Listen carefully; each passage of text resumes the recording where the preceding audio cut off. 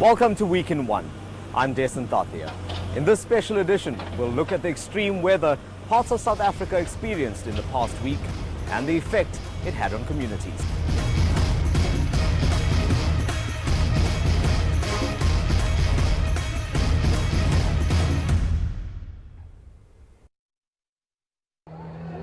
Parts of KwaZulu-Natal and the Eastern Cape were battered by heavy downpours this week.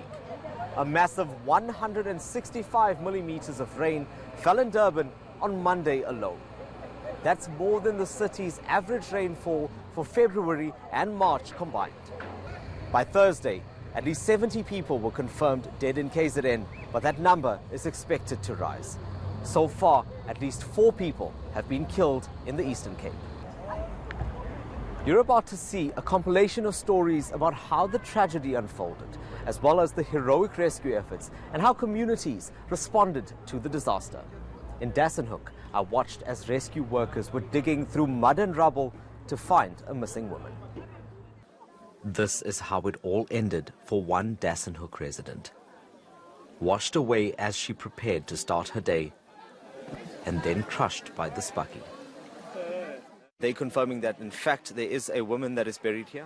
They've definitely confirmed it. They're 100% sure that there is an elderly lady that is underneath most of this rubble. There's one gentleman now saying that we're trying to get the story out of him, but he may have witnessed her coming down the bank.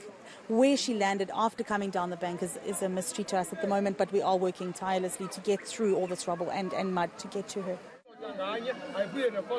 Search and rescue teams are pressing on, though, despite the challenges, in a bid to give her family some closure. Zinhle Lembede and her sister Toby are watching somberly, knowing it could have been them. We were floating on top of the water till my dad came to rescue. I was floating with this young baby. She's only 1 month, and I was holding her, floating on top of the water. That's all I remember, I think. But we don't have anything. The house is gone. We've got no clothes, nothing. Everything went with the floods. Zinhle, what was going through your mind at that moment? You're talking about being washed away out of your home, down this hill, and it's so fortunate that you've managed to survive along with little Abongile as well. I just thought I was dying, but till the moment when I stopped drowning and the tree stopped me from drowning and my dad came to rescue, then I had hope. Flooding in the area knocked the sisters and their young children out of their home on Tuesday. The water ripped a path through houses, demolishing some of them in the process. A gaping hole is all they have to remember where their family home once stood. President Cyril Ramaphosa visited this community on Wednesday with promises of assistance. Residents are hoping he keeps his word. Meanwhile, in Clare Estate, informal residents are wasting no time repairing their broken homes. Those living closest to the riverbank felt the worst of the storm. Some abandoned their shacks as water levels rose. To be safe now, you will be moving away from that house? Yeah, to be safe, we're supposed to move because I can't stay inside of this house because there's the river here and my house is not balanced now. Although another severe storm could cause similar damage, residents here say there's nowhere else to go in a city already crippled by a housing backlog. Desan Tathia in Durban. Emergency services have been stretched, with residents needing desperate help. Our reporter Mawande Keswa was in Umlazi, where a number of houses collapsed. He filed this report on Tuesday. Severe downpours across KwaZulu-Natal have had tragic consequences. From where we stand at the moment, we have reports of collapsed walls, mudslides, as well as roads that have been flooded. Parts of the province are also experiencing power failures due to the water and this extreme weather that we are experiencing. The rain, which crushed homes and triggered mudslides, has claimed at least 23 lives in the Durban area alone, with the number expected to increase. Most of the deaths are around the areas of Durban, including Chatsworth, Umlazi, New Germany, as well as the Pinetown. Those affected are turning to government for assistance. The eThekwini Disaster Call Center received about 2,000 calls. One of them is from Nathi Mqadi, who has been living in Umlazi L section for 30 years. Like many others, he's left destitute. Sinenkinga ngoba asazi ukuthi sola laphi.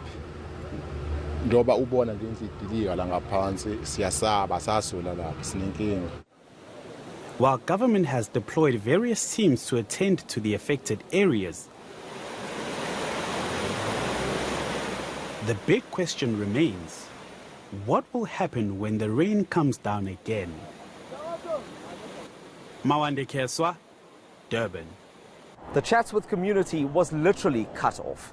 Floods washed away the main road to the area, making it impossible for people to drive out. But by joining forces, they found a makeshift way to get across what's now become a river. Shahan Ramkisoon has the details. Cut off, stranded and abandoned. That's how these residents feel after their main road was washed away on Monday night. Since then, their calls for help have fallen on deaf ears. Without help from authorities and water, they made a plan. Maybe one of you help her and then you speak to me very quickly. Just tell me, what's it like? What's the situation like now since Monday? Okay, we currently have had no running water. We've had no telecommunications because the telephone poles have fallen down. It's completely cut off from the mainland. And it's going to be a problem for us to try and get water and food to the rest of the residents as well. We've been left with no water, no sanitation, no telephone lines, nothing. Municipality has not helped us at all. Disaster management was supposed to have come. Nobody has assisted us at all. Heavy rain and mudslides have uprooted trees, opening up the way for all sorts of things. Homes are on the brink of collapse after yards were wiped out. Residents have been helping each other out with water and food. They say until authorities act, they'll be there for each other. Shahan Ramkisoon, Durban. The president has approved emergency funds to help those affected, but it's unclear when that money will come through. For now, people are trying their best to pick up the pieces themselves. Mawande Keswa again.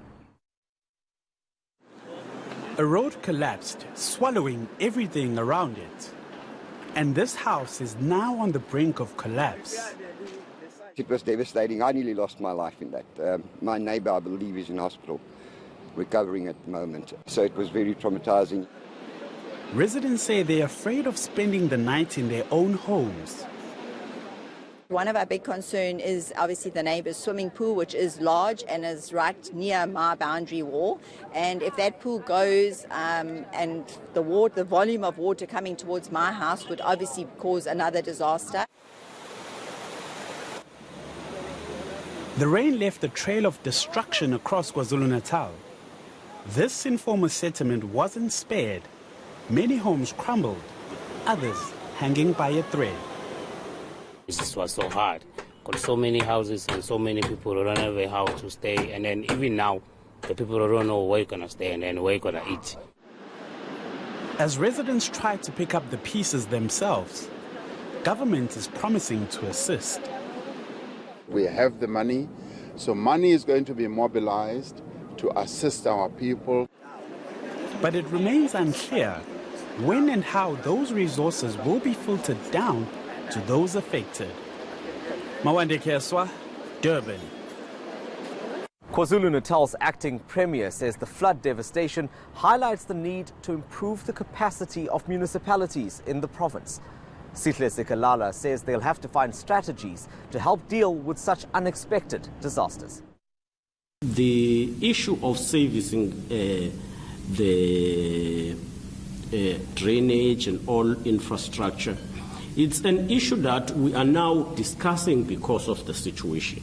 But it calls on us to ensure that we improve the capacity of our municipalities to provide more services and to ensure that drainage are cleaned and ensure that everything is up to the standard.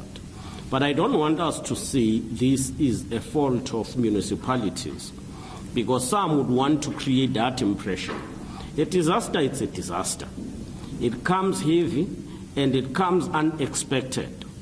And it leaves the experience, for those who have been there, devastating experience.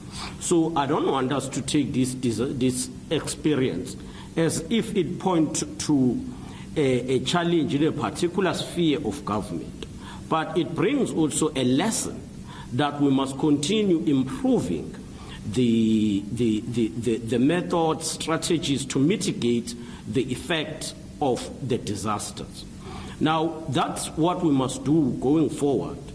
We must firstly improve the capacity, but secondly, continue to study and have thorough studies that relate to how we avert the effect of disasters. Some of that going forward will include ensuring that we educate communities not to build houses, not to reside in wetlands and in areas that are sandy.